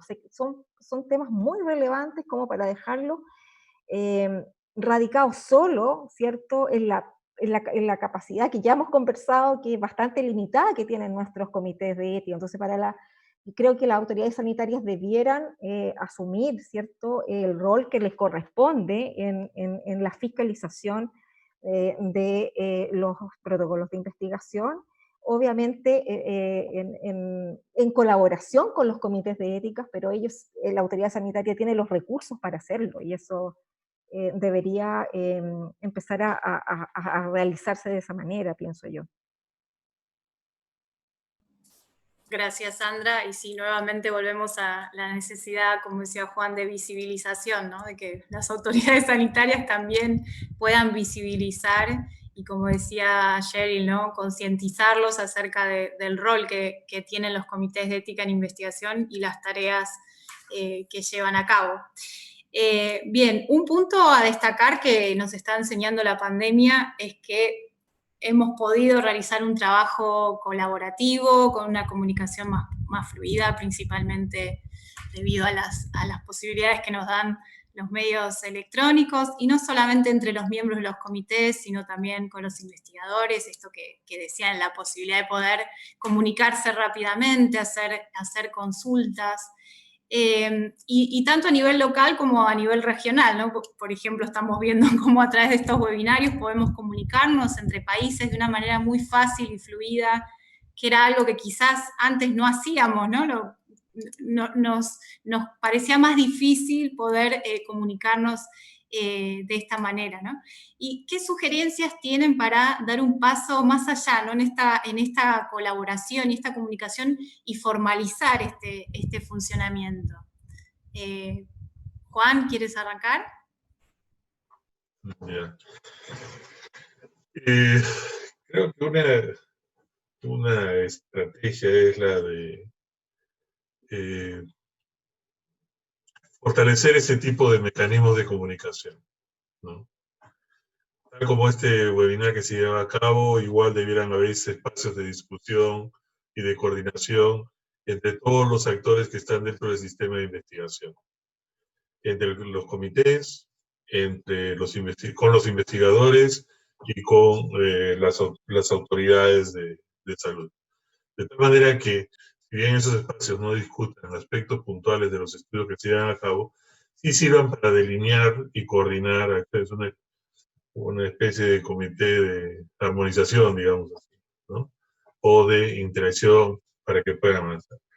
En la experiencia que nosotros hemos tenido, hemos observado que a veces con una reunión con uno o varios investigadores de 5 o 10 minutos, resolvemos una serie de problemas que nos hubieran demorado 4 o 5 días entre cartas van y cartas vienen, ¿no? Entonces, este es un buen mecanismo, ¿no? O sea, yo tengo la siguiente concepción, y es que todo va a caminar mejor en la medida que podamos coordinar mejor. ¿Y cómo coordinamos mejor? Mejorando la comunicación. ¿Y cómo mejoramos la comunicación? Utilizando los medios de este tipo que ahora están disponibles, ¿no? Antes de la pandemia, tendríamos a hacerlo todo presencial, ¿correcto? Máximo una llamada por teléfono, si no era para coordinar para dónde nos reunimos, cuándo nos reunimos, a qué nos reunimos. Ahora todo es por vía virtual. Bueno, no todo. Hemos avanzado en ese sentido. Hay cosas que sí requieren presencia. Pero debemos aprovechar este tipo de trabajo. Ahora, lo que sí es un reto para algunos de nosotros, no sé cómo será en los otros países, es que se reconozca este tipo de trabajo virtual como parte de la jornada laboral, como parte de la jornada laboral a la que está sujeto cada trabajador, ¿no? En este momento, en algunos países, bueno, en el caso de Perú, por el problema del aislamiento social obligatorio, el gobierno ha dado medidas por las cuales se reconoce el teletrabajo.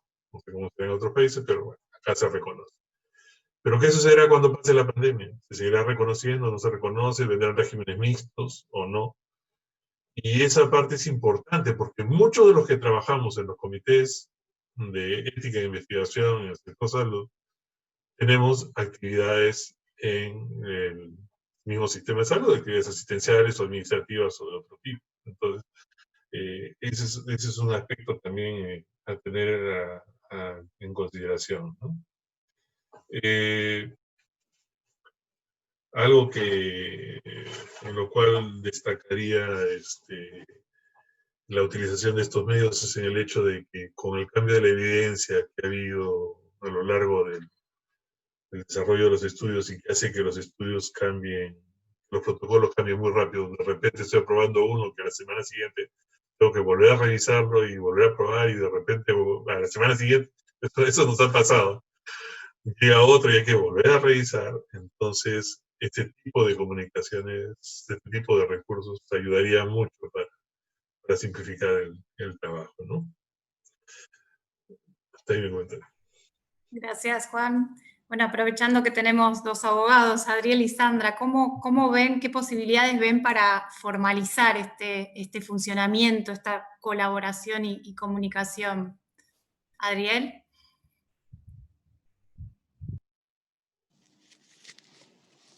Bueno, a ver, ¿cómo formalizarlo? Por supuesto que el primer paso es darnos alguna regulación en ese sentido, pero la regulación me parece que es como el punto final. Primero hay que conversar, hay que lograr consensos, y me parece que un aspecto importante, más allá de cómo formalizarlo legalmente y qué diga la norma, creo que algo importante sería, voy a insistir de vuelta con lo mismo, parezco reiterativo, pero creo que la llave está ahí. Yo creo que es muy importante la informatización de los procesos y la gestión informatizada de los datos de las investigaciones y de las evaluaciones éticas.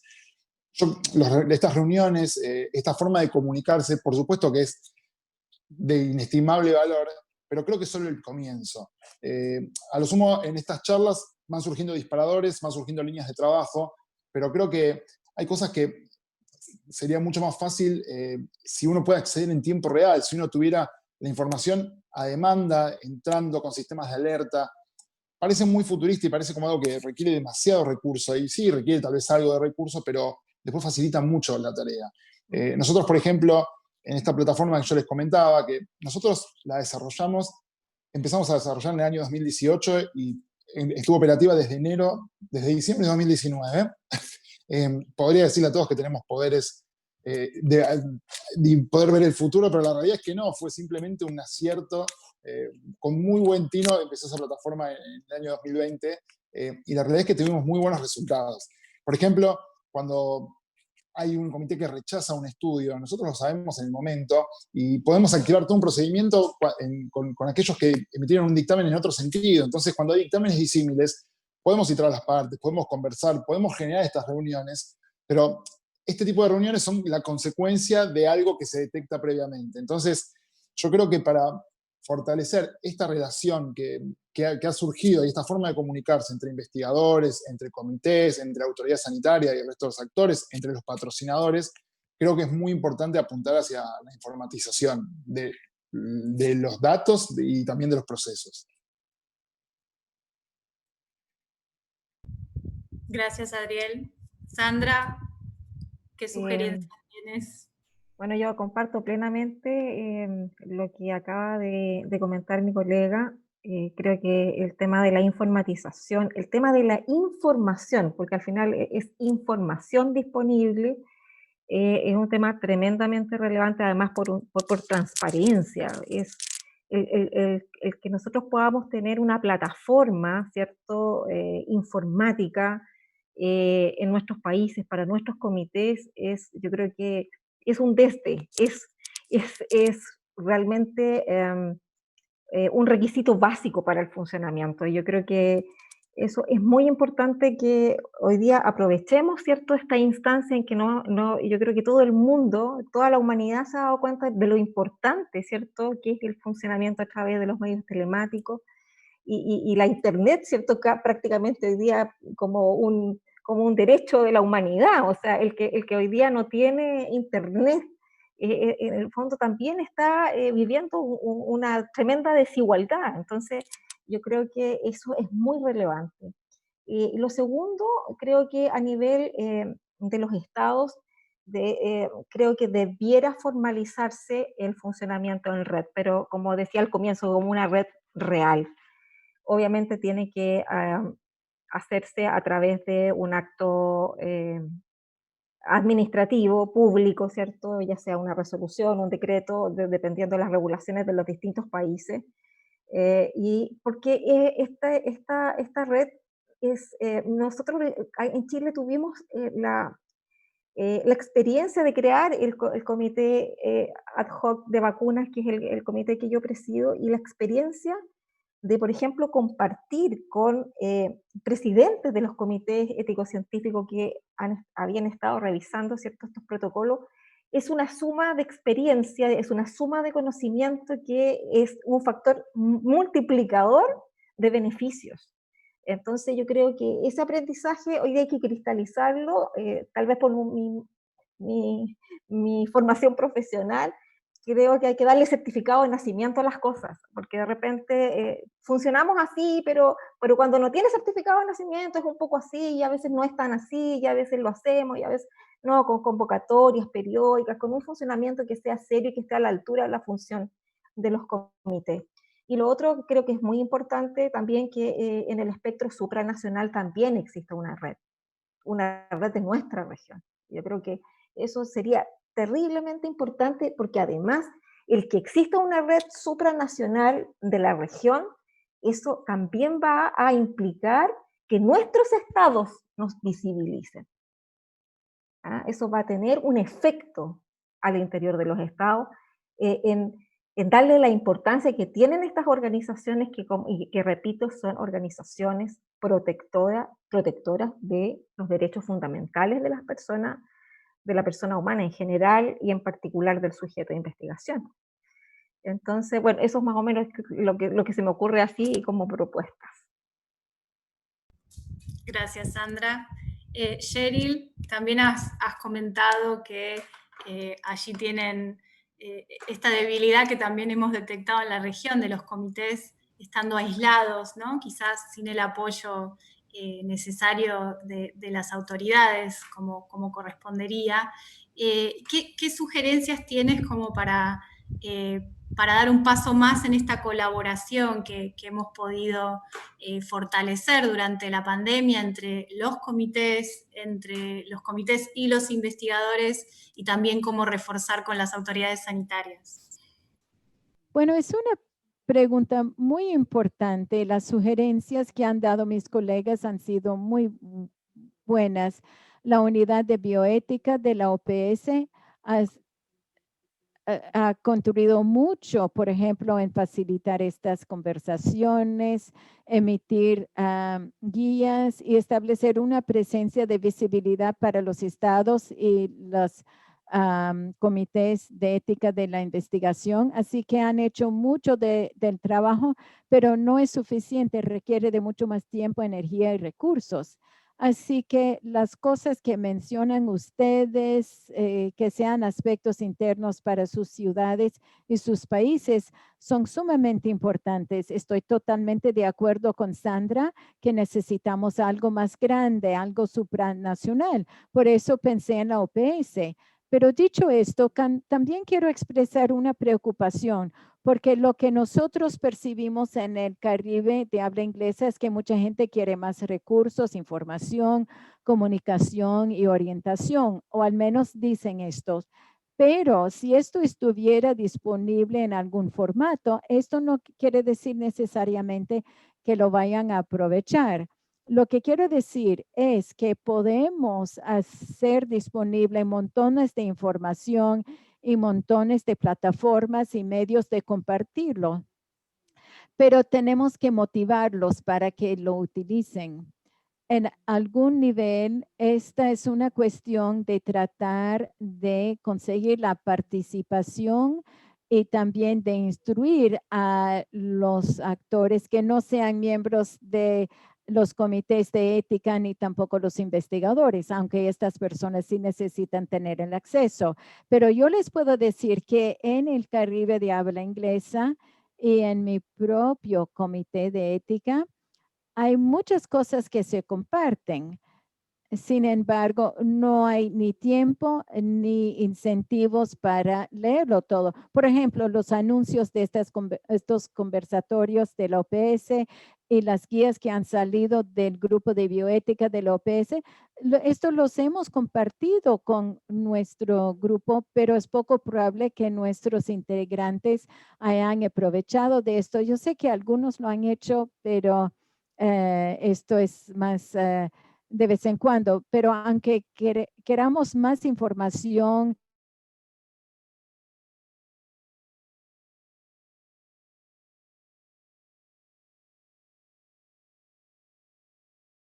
al desarrollar las estrategias de aquí al futuro.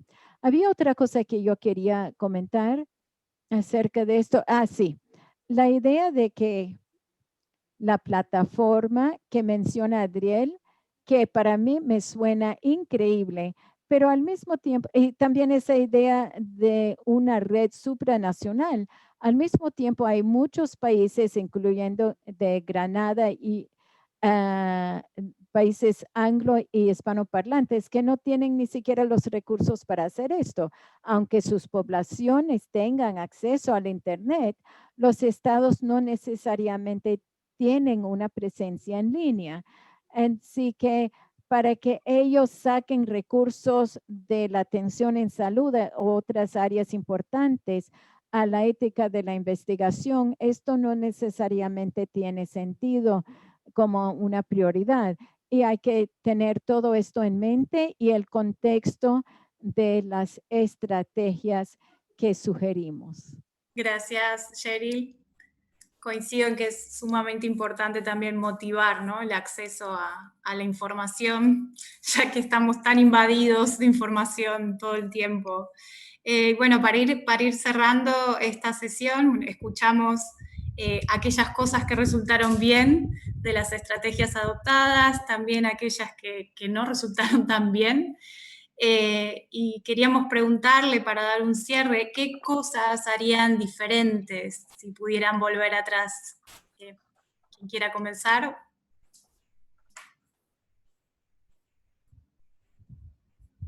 Sandra, ¿qué estás?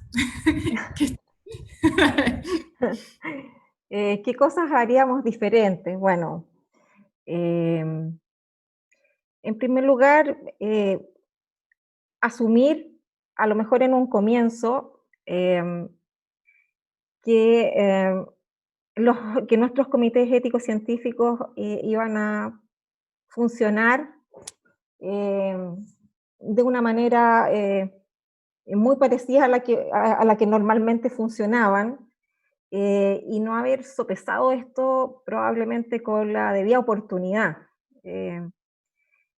Creo que eso hace pensar que debemos estar preparados para situaciones de emergencia, no solamente en pandemia, sino que pueden ser desastres naturales, etcétera. Yo creo que nuestro mundo está cambiando.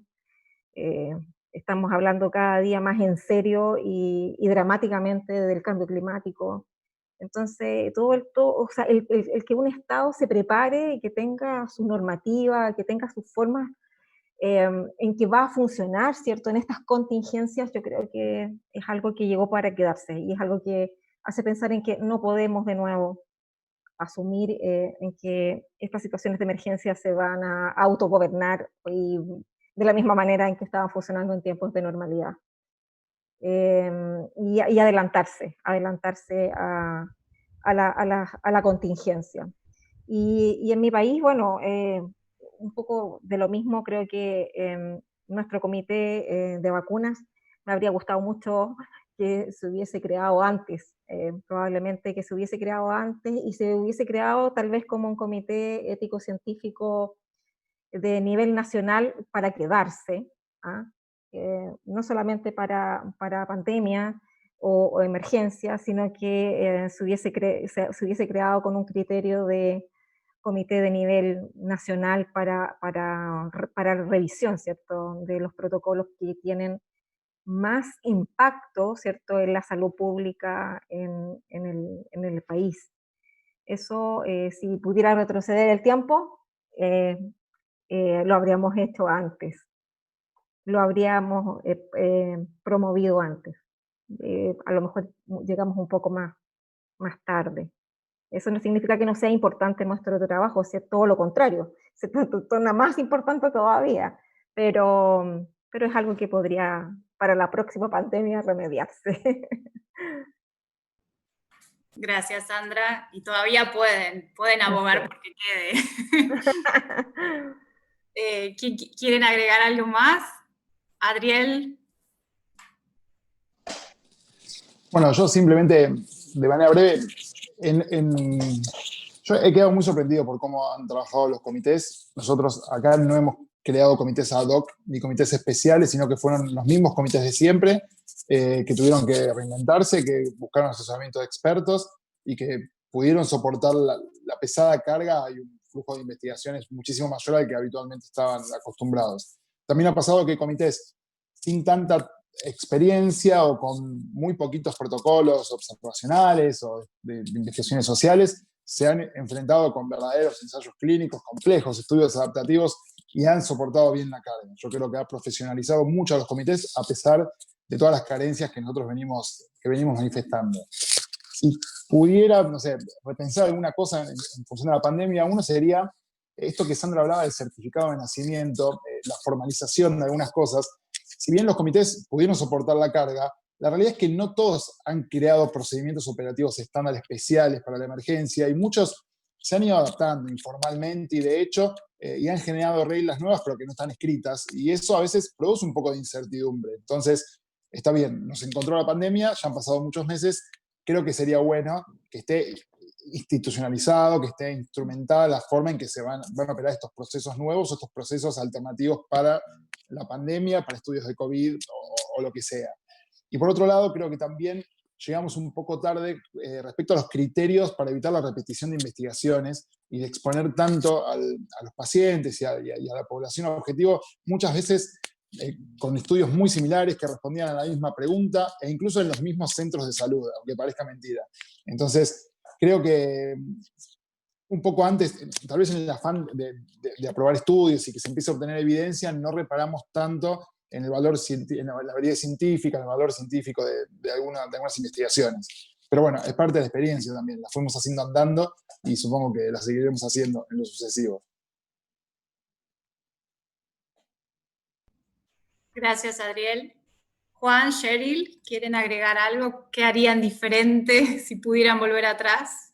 Si pudiera regresar en el tiempo, quisiera regresar al comienzo de esta conversación donde recalcamos las fortalezas de la región de comunicación.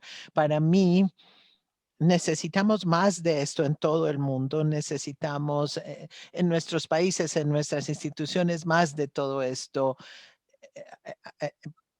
por ejemplo, aquí en Granada, en nuestro comité de ética en investigación, entre los que estamos dedicados y hacemos la mayor parte del trabajo, creo que existe una solidaridad tácita entre todos nosotros, pero no estoy muy segura de que en los otros miembros exista tanta solidaridad. Y entonces, en algunas de estas conversaciones, o por lo menos en una de las que hemos tenido, se habló de la idea de compartir la carga de trabajo y la pericia y la equivalencia de investigación y de tener comités de ética en investigación que representen a otros países o permitir que un país represente y revise el trabajo de otro país o hacerlo conjuntamente. Me parece que especialmente porque tenemos tan pocos recursos y especialmente porque durante la pandemia o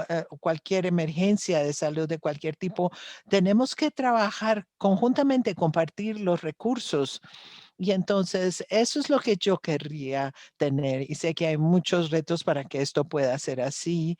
Y yo diría que ha habido limitación de comunicación y limitación de la confianza y no puede uno fortalecer la confianza si no hay comunicación. Y por eso las redes son tan importantes, las redes supranacionales también. O sea, en un mundo ideal, si pudiera regresar al pasado, yo buscaría maneras en que pudiéramos fortalecer y crear un sentido de comunicación, de solidaridad, no solo a nivel interno, sino también con otros comités. Gracias, Cheryl. Juan, un último comentario.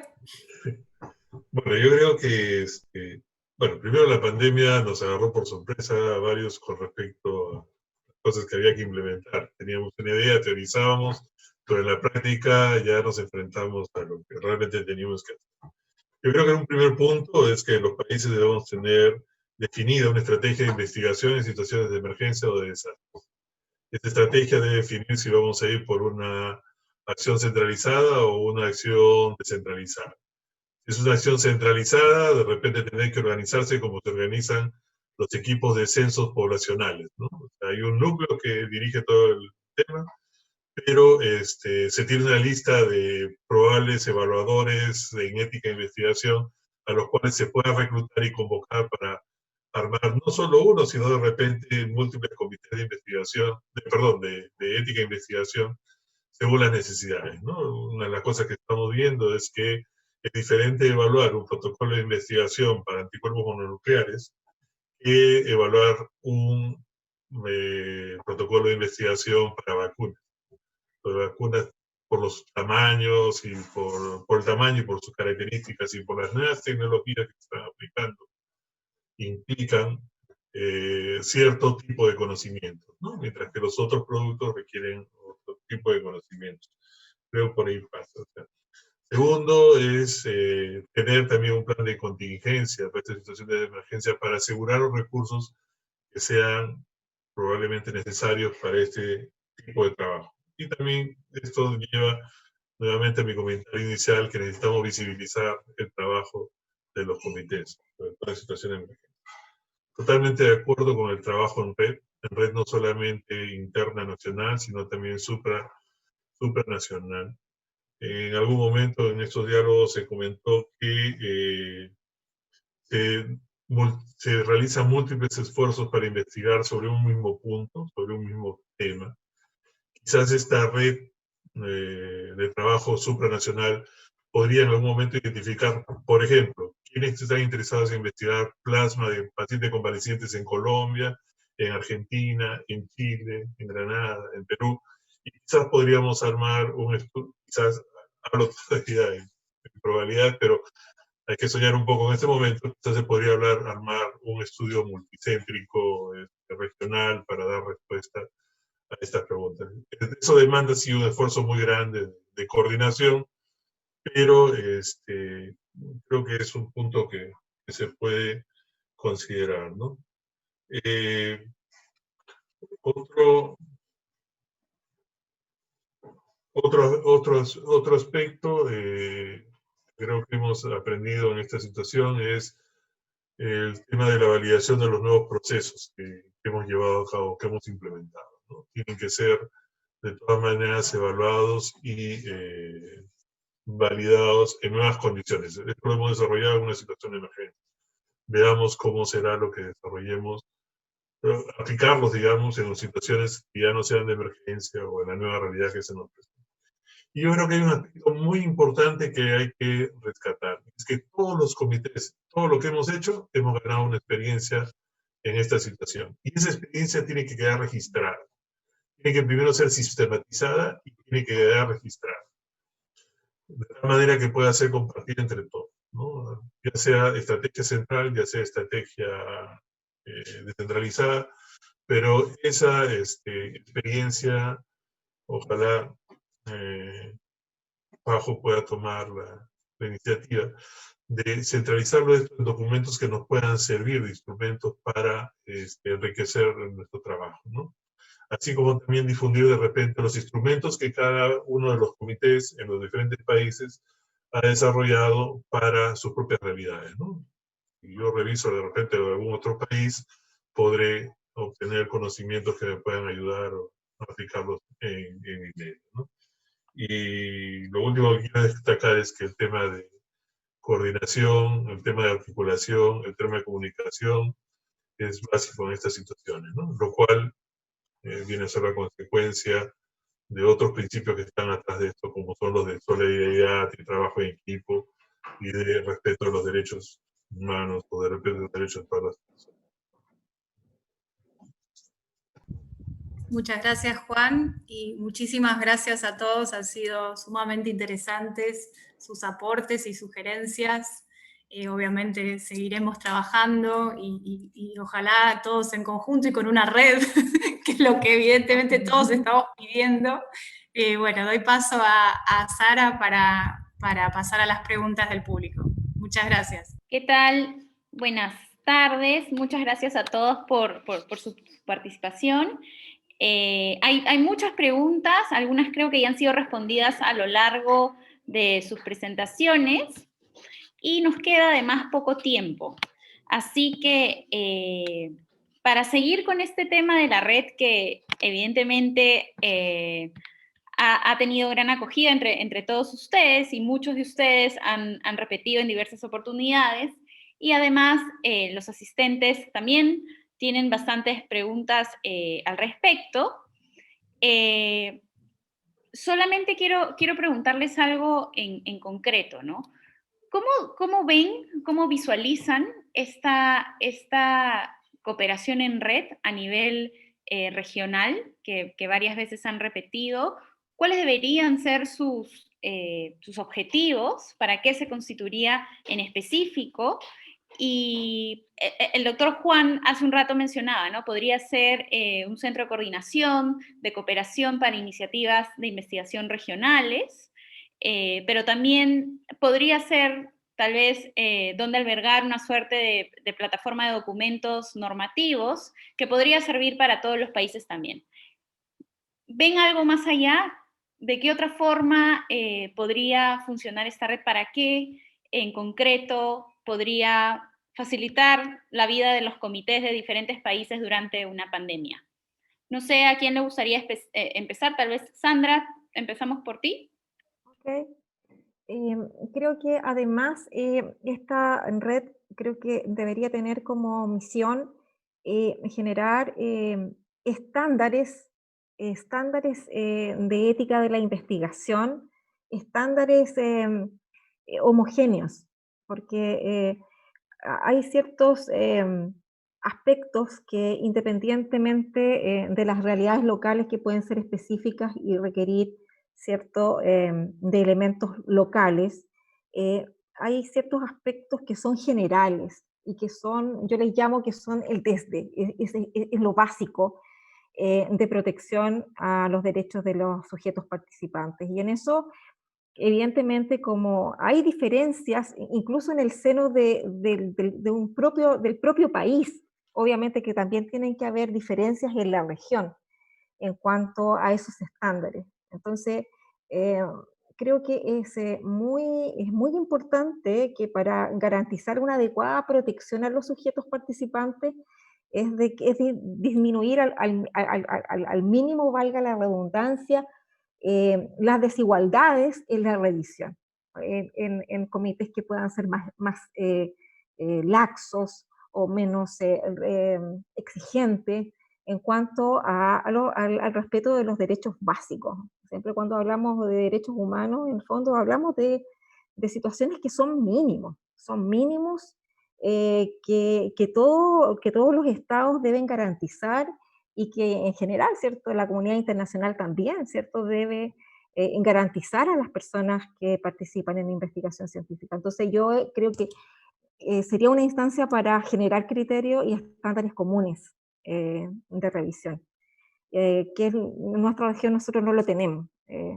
En Europa existen instancias, ¿cierto?, que generan recomendaciones a nivel de esa gran región. Y en el caso de nosotros, ¿cierto?, con países que se parecen, que tienen historias comunes, yo creo que sería muy importante que nosotros pudiéramos tener como misión, ¿cierto?, esa homogeneización, ¿cierto?, de estándares éticos científicos, como uno de las finalidades de la red.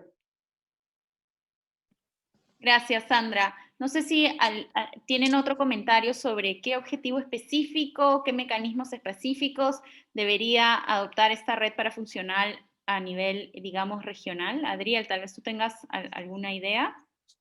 Sí, yo en realidad, siguiendo un poco la línea de lo que decía Sandra, yo creo que estos estándares mínimos de ética en investigación, un poco los tenemos, es parte del trabajo que hace el OPS con todas las guías que sistemáticamente y periódicamente va sacando, pero creo que la participación de los comités a nivel red en todo este entramado le daría tal vez una fuerza mucho más de creación de fuente del derecho, ¿no? Digamos, porque los estándares, está bien, son guías que uno va siguiendo, pero que no tienen una fuerza legal de cumplimiento obligatorio como una ley.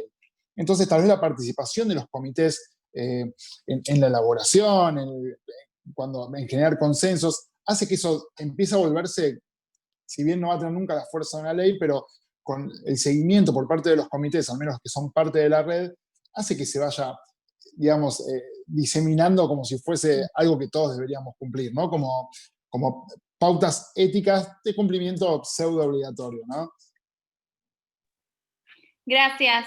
Gracias por las intervenciones. Me parece que ya no tenemos más tiempo para continuar, lamentablemente, pero están todos invitados, tanto ustedes panelistas como los que han asistido el día de hoy a la reunión, a enviar correos con estas sugerencias, ¿no? Cómo visualizamos esta red de comités para el futuro, para la próxima pandemia, que pueda, digamos, ayudarnos a trabajar mejor como comités de ética a nivel regional, nacional, institucional. Si no hay nada más que decir, Carla, te doy la palabra para hacer el cierre del día de hoy. Muchísimas gracias, colegas. Voy acá anotando todas las sugerencias que tienen, pero insistiéndoles que por favor nos envíen, copié ahí de nuevo el email del Programa Regional de Bioética de la OPS, para que nos envíen sus sugerencias específicas y reflexiones.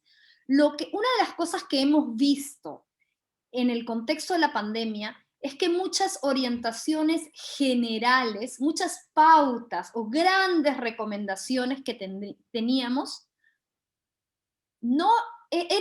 eran todavía muy generales como para implementarlas. Si ustedes abren las pautas del CIOMS y ven que es la pauta número 20 sobre revisión ética en emergencia, en términos de específicamente qué hay que hacer, no dice mucho.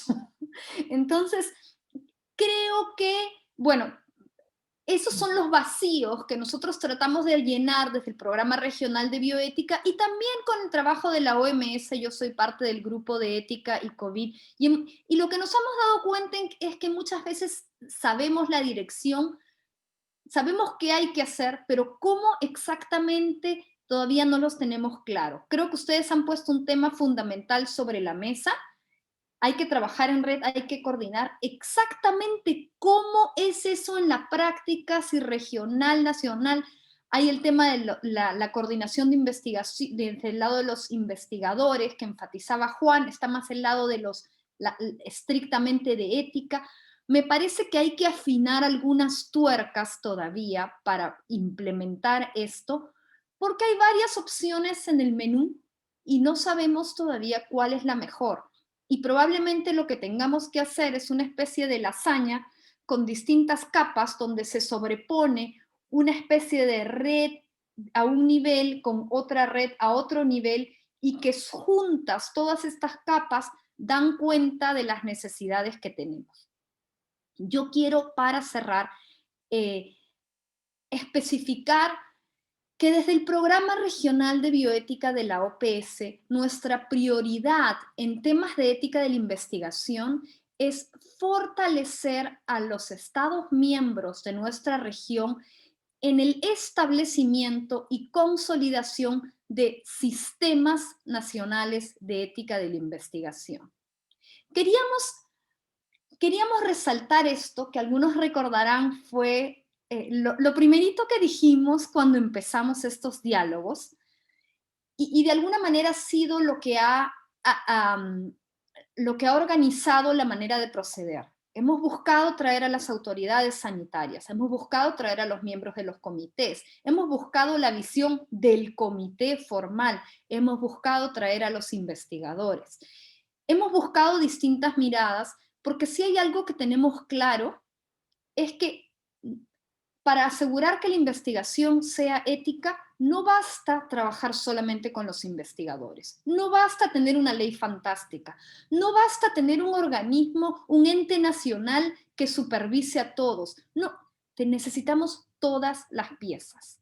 Entonces, en ese sentido, yo compartí en algunos lugares, en las preguntas y respuestas, en el chat, lo que es a nivel regional nuestra reflexión más reciente sobre estos temas. Es el documento de bioética de los Estados miembros de la OPS del 2018, donde reflexionamos en la línea de lo que ustedes han mencionado, tanto los panelistas como los panelistas de diálogos previos, como los participantes de las sesiones, que vamos avanzando muchísimo, pero se nos siguen escapando algunas cositas. O sigue siendo un tema como de sostenibilidad. Hay un tema, hay un poco de fragilidad todavía en algunos de nuestros logros en ética de la investigación. Para poner en práctica, para implementar esta visión de sistemas de ética de la investigación, nosotros desarrollamos en la segunda mitad del 2018 una serie de indicadores, una serie de objetivos específicos. ¿Cuáles son las cosas claves que todos los países que tengan un sistema nacional de ética de la investigación deberían tener? Entonces, para cada uno de estos objetivos centrales, identificamos un indicador. Entonces,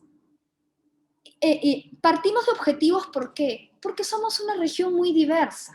Una cosa es Granada y otra cosa es Brasil.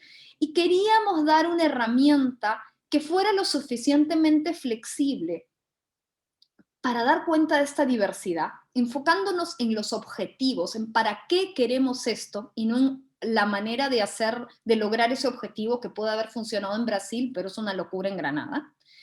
Y además también para dar cuenta de dónde estamos ahora, porque no estamos donde estábamos hace 20 años en términos de ética de la investigación, ni siquiera estamos donde estábamos hace 10 años.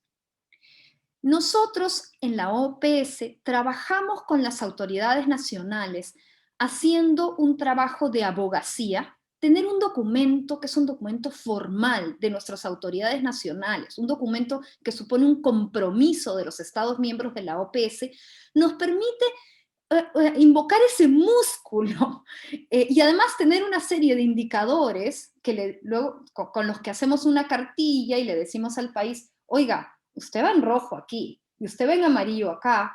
Entonces eso ha sido, el tener los indicadores nos ha ayudado mucho a que ese juego de fuerzas que empieza con la abogacía, digamos, que para poder ganar la batalla, y en un artículo de Lancet que compartí ahí están los indicadores en inglés, pero eso es un poco el esfuerzo que venimos haciendo nosotros, y en el proceso de sacar adelante, la estrategia que nos está resultando más son políticas nacionales de éticas de la investigación, con tareas para todos los actores, porque las varitas mágicas no existen.